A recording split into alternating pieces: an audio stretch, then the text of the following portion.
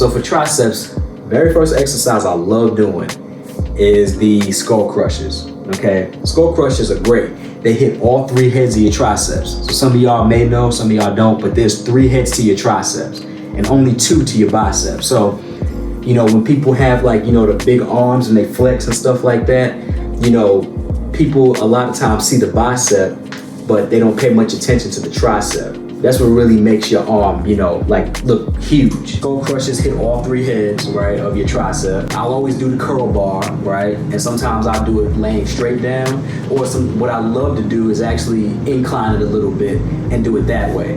Because what I started to notice was if I'm laying straight down and doing tricep skull crushes, my shoulder hurts a little bit. So elevating myself, you know, to an incline on the bench is easier for my shoulder. Second one, you know, I'll go over to the cables next. I'll go and do the ropes. Basically, it's another form of tricep extensions, you know, over the head. This one also hits all 3 heads as well. It's just a different variation of extensions. And now this one here, now that's my favorite. I usually do that number 3. And then number 4, right, to kill off triceps, what I usually do is dips. Now what I like to do is obviously the ones where I'm using my own body weight and trying to push myself up.